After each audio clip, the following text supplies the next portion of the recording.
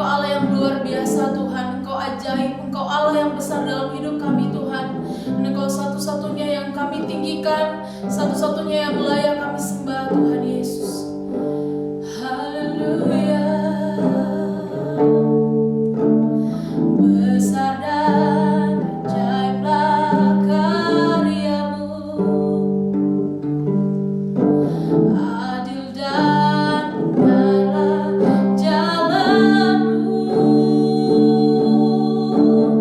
Raja segala bangsa yang Maha Kuasa.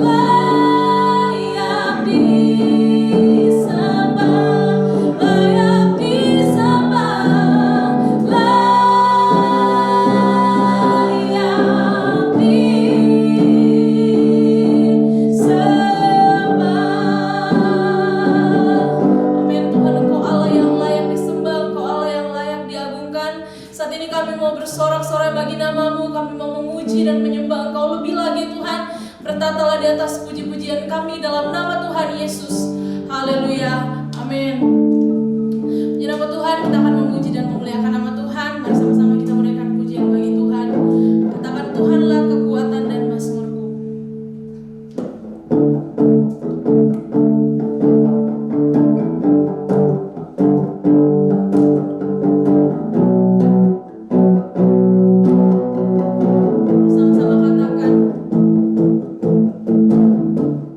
Tuhanlah kekuatan dan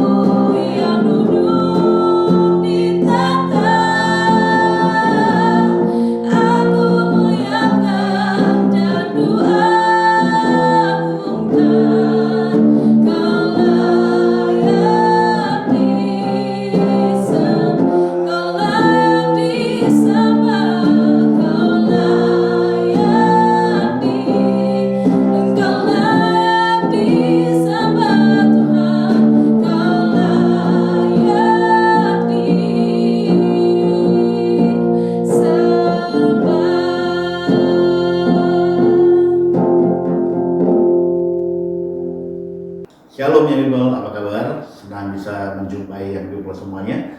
Dan mari sebelum kita kembali akan belajar kebenaran firman Tuhan, kita satu dalam doa. Bapa, kami bersyukur dan berterima kasih buat kebaikan-Mu, karena kami ada hari ini karena kasih-Mu, karena setia-Mu, dan karena hal-hal yang baik yang semua yang sudah Tuhan berikan dalam kehidupan kami. Kami bisa menikmati hari demi hari, bahkan kami tetap dimampukan menjalani hari-hari dengan pertolongan Bapa. Terima kasih. Sebentar kami akan belajar kebenaran firman-Mu. Mari Roh Kudus pimpin dan tolong kami untuk kami boleh mengerti apa yang Tuhan inginkan dalam kehidupan kami, dan saat kami mendengarkan kami boleh mengerti, dan saat kami melakukan kami dimampukan untuk menjadi berkat bagi kemuliaan nama Tuhan. Terima kasih Bapa. Dalam nama Yesus kami berdoa dan bersyukur. Haleluya. Amin. Apa kabar yang baik buat semuanya? Saya percaya semua dalam keadaan yang baik dan menikmati setiap kebaikan berkat daripada Tuhan. Baik, seberapa banyak yang people sering main game? Ya, ada banyak permain game yang bisa kita mainkan. Salah satu contohnya adalah mungkin perang, ya, permainan perang-perangan atau ya semacam tembak menembak. Biasanya dalam permainan tersebut ada game-game yang harus kita lalui. Biasanya game pertama, game kedua, ketiga lebih mudah daripada game-game selanjutnya. Tapi kita harus mencapai game tersebut atau mengakhiri tersebut untuk bisa mencapai game selanjutnya. Dan setiap game pasti dengan tingkat kesulitan yang berbeda. Dan kalau kita gagal, kita bisa mengulang atau bisa kalau kita udah males gitu ya, kita bisa matikan untuk memulai game mengulang game itu lagi, bahkan atau mulai dari pertama lagi. Ya, fase kehidupan pun punya ronde atau game-game yang sama, punya tingkat kesulitan dan kemudian harus melewati ujian atau bahkan melewati sesuatu yang berat untuk kemudian masuk fase berikutnya. Samalah dengan kita sekolah atau kuliah, setiap akhir semester ada ujian untuk menentukan apakah kita layak naik kelas atau enggak, atau lulus atau tidak. Ya, kurang lebih dalam kehidupan kita juga sama. Setiap fase harus kita lalui, setiap keadaan harus kita lewati agar kita mencapai titik di mana sebutlah zona aman. Setelah melalui zona aman, ada lagi tantangan, ada lagi ujian, masuk berikutnya, level berikutnya lagi. Silih berganti. Itulah kehidupan manusia yang Tuhan izinkan terjadi buat kita. Dan saya percaya bukan tidak ada maksud, bukan tidak ada tujuan Tuhan melakukan semua itu untuk kita. Sedangkan game, permainan, ada tujuannya. Saat kita bisa menyelesaikan satu game atau kita mencapai level tertentu, kita bisa banggakan ke teman-teman kita. Oh, saya udah level ini, level itu ya. Dan itu seperti sebuah kebanggaan buat kita. Nah, dalam kehidupan pun demikian, rekan muda. Setiap kita diharuskan melalui masa-masa di mana semuanya baik, tenang, aman. Kemudian kita masuk dalam masalah ringan, kemudian masalah lebih berat, dan bahkan ada masalah yang mengancam, bahkan sampai mengancam nyawa. Tapi setelah itu selesai, masuk lagi masa tenang, masuk lagi masa-masa di mana kita santai, masuk lagi di mana kita bisa menikmati keadaan dengan tenang. Kemudian masuk lagi dengan masalah ringan, masalah. Nah, fase-fase dalam kehidupan kita itu diatur sedemikian rupa dan diizinkan dalam kehidupan kita pasti dengan maksud tertentu. Nah, di Roma pasal 4 ayat 19 sampai 21, ayat firman Tuhan kita berkata, Roma 4 ayat 19, 20 dan 21. Firman Tuhan katakan, imannya tidak menjadi lemah walaupun ia mengetahui bahwa tubuhnya sudah sangat lemah. karena usianya telah kira-kira 100 tahun dan bahwa rahim Sarah telah tertutup. Tetapi terhadap janji Allah ia tidak bimbang karena ketidakpercayaan. Malah ia semakin diperkuat, perhatikan, ia semakin diperkuat dalam imannya dan ia memuliakan Allah. Dengan penuh keyakinan bahwa Allah berkuasa untuk melakukan apa yang telah ia janjikan. Ya, kita belajar tentang Abraham yang bahkan dalam keadaan yang sebenarnya tidak memungkinkan untuk dia menerima janji Allah. Ya, dalam usia tua dia menerima anak, ya, mendapatkan anak, dan pada saat semua tidak mungkin, justru anak itu diberikan oleh Tuhan. Bukan anak angkat. Tapi kita belajar dari kehidupan Abraham bagaimana dia harus mengalami ini semua, dia harus menghadapi ini semua. Tapi perhatikan ayat 20 berkata, terhadap janji Allah ia tidak bimbang. Kenapa? Malah ia diperkuat dalam imannya. Nah, yang people semuanya, apa yang kita bisa belajar dari Abraham di ayat-ayat ini? Ya, ada kalanya Tuhan mengizinkan kita mungkin masuk dalam fase, katakanlah padang gurun, ya, sebuah tempat yang jauh dari rasa nyaman, sebuah tempat yang jauh dari rasa tenang, sebuah tempat yang jauh dari rasa nyaman, ya. Karena bayangkanlah di padang gurun itu kita mengalami panas, terik, dan ancaman juga mungkin dari binatang-binatang liar yang menyiksa dalam kehidupan kita di padang gurun tersebut. Belum lagi kita harus kehausan, pokoknya sesuatu yang gak enak. Nah, seringkali di sanalah kesabaran dan iman kita teruji. Kesabaran dan iman kita diuji, belum teruji, diuji, agar kita bisa belajar bagaimana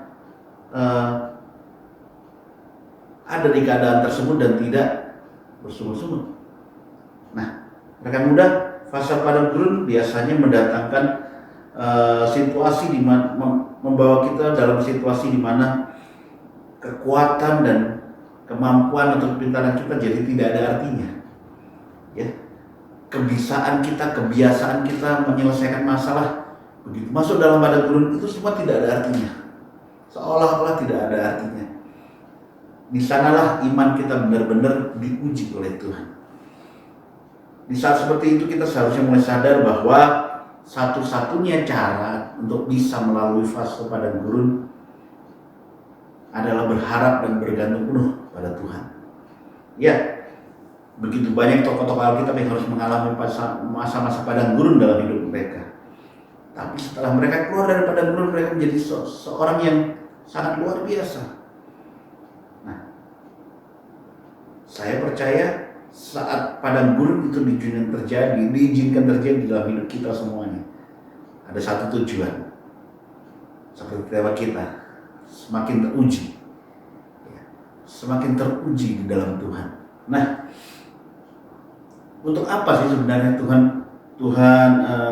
mengizinkan hal-hal ini tersebut? Hal-hal ini buat kita. Bukan Tuhan tidak sayang, bukan Tuhan tidak mengasihi kita, tapi justru di masa-masa padang gurun yang sepertinya Tuhan biarkan, sepertinya Tuhan masukkan kita dalam masalah, di sanalah kita diizinkan dan dimampukan untuk mengalami Tuhan secara pribadi. Ya, saat kita bergantung berharap kepada Tuhan sepenuhnya, bukan pada kekuatan kita, bukan pada kemampuan kita, bukan ada siapapun di belakang kita, tapi kita benar-benar bergantung berharap pada Tuhan. Itulah yang Tuhan kehendaki. Dan bahkan tujuan yang terutama adalah agar iman kita menjadi kuat, ya, agar kita menjadi kuat dan iman kita menjadi kuat, dan akhirnya kita tampil jadi orang-orang yang teruji di dalam Tuhan.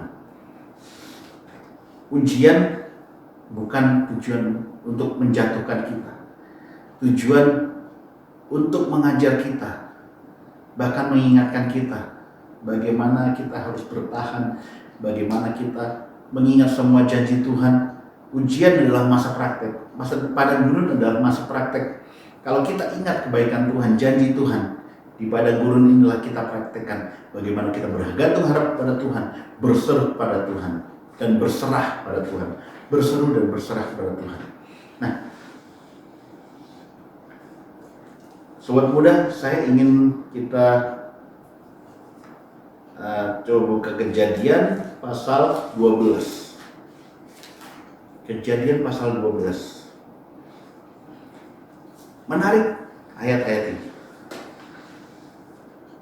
Kejadian 12 adalah saat dimana ayat dimana Abraham pertama kali dipanggil oleh Allah. Abraham ditemui oleh Allah dan Allah mengatakan, pergilah dari kaum keluargamu, pergilah dari semua yang baik dalam keluargamu. Ya. Orang tua Abraham, saudara-saudaranya harus ditinggal untuk berjalan menuju tempat yang Tuhan katakan akan kutunjukkan kepadamu. Ya. Pada akhir kehidupan Abraham, kita melihat bagaimana Abraham bisa mencapai tanah Kanaan. Ya. Abraham bisa mencapai tanah Kanaan dan dia disebut sebagai orang yang berhasil, bisa disebut orang yang berhasil. Tapi perhatikan bagian di atasnya. Kejadian 11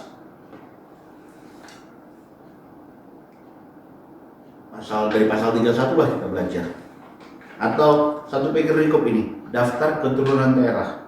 Siapa Terah? Terah adalah ayah Abraham. Ya.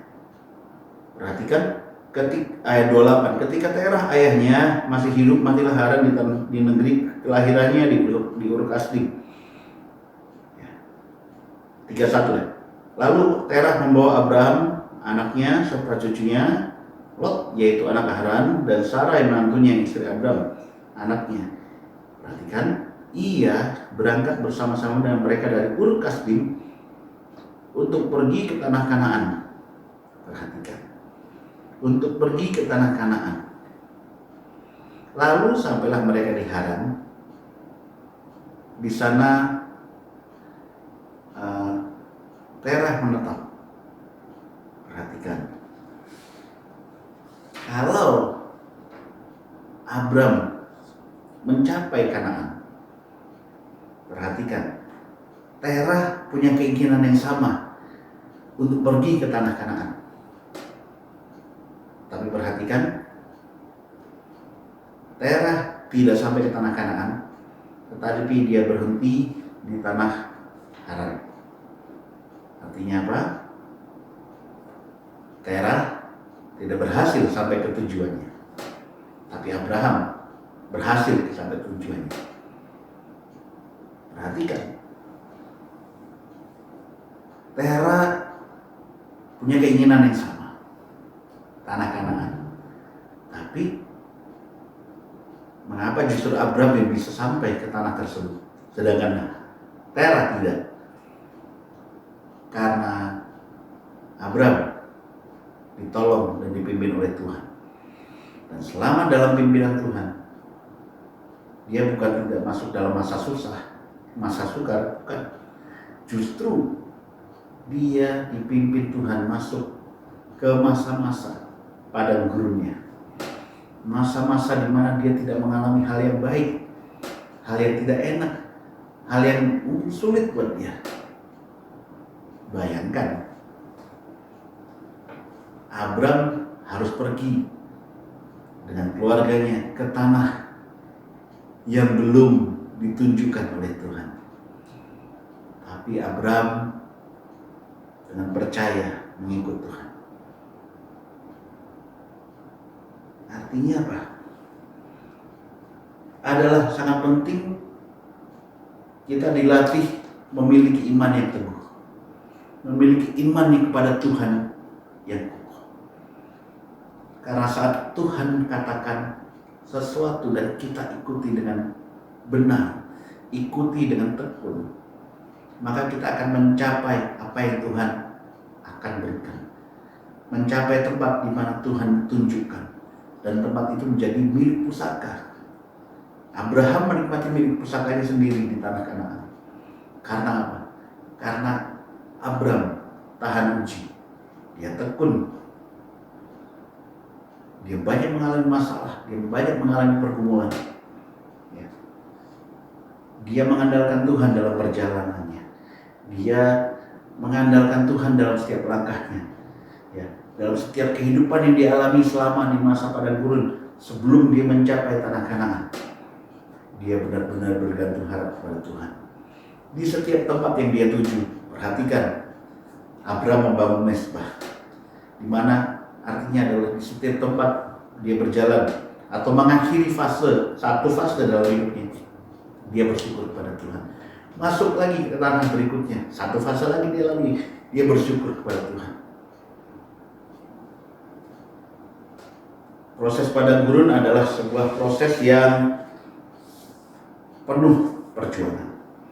Tapi di padang gurun inilah Tuhan mendewasakan kita untuk kita menjadi umat yang layak di hadapan Tuhan. Sobat muda, tidak mudah.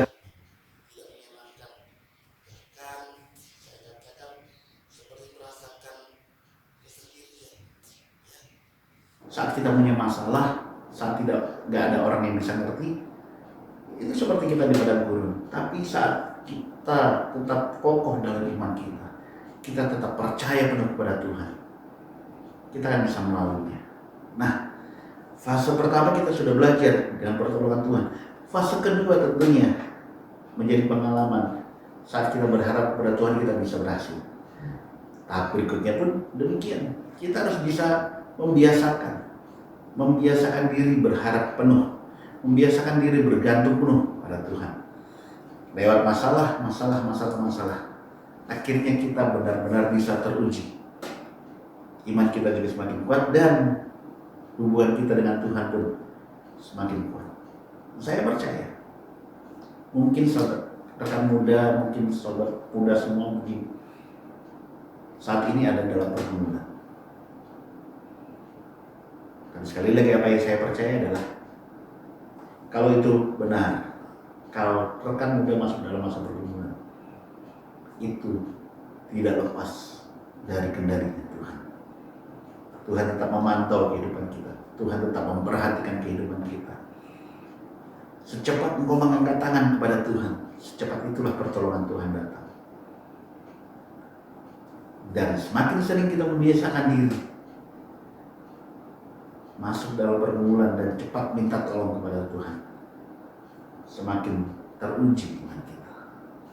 Jadi, oleh sebab itu apabila kita atau saudara, sobat muda semuanya masuk dalam padang gurun, jangan menyerah. Jangan putus asa. Jagalah diri agar jangan justru jatuh ke dalam kesesatan. Ya. Anggaplah itu sebagai proses pendewasaan diri, proses pendewasaan iman. Karena saat kita keluar dari fase padang gurun kita akan mendapati iman kita, iman yang teruji. Iman kita, iman yang kokoh. Iman kita, iman yang kuat. Ingat lagu, bersamamu Bapa, ku lewati semua. Bersamamu Tuhan, ku hadapi semua. Bersamamu Bapa, ku lewati semua. Perkenananmu yang teguhkan hatiku. Perhatikan ini. Engkau yang bertindak, memberi pertolongan, anugerahmu besar, melimpah bagiku. Mari kita berdoa. Terima kasih buat pelajaran yang baik yang Tuhan berikan dalam kehidupan kami. Firman-Mu yang kami boleh terima hari ini, firman yang sederhana, firman yang mengajar kami untuk tetap teguh walaupun kami masuk dalam masa-masa yang sulit dalam hidup kami. Karena masa sulit Tuhan izinkan untuk menguji iman kami. Dan saat kami keluar dari masa-masa itu Tuhan, iman kami adalah iman yang teruji dalam Tuhan. Terima kasih Bapa. Kami banyak belajar dari kehidupan banyak orang, bahkan mungkin juga kehidupan Abraham pastinya. Karena dari kehidupan Abraham ini kami belajar untuk punya iman yang kuat di dalam Tuhan.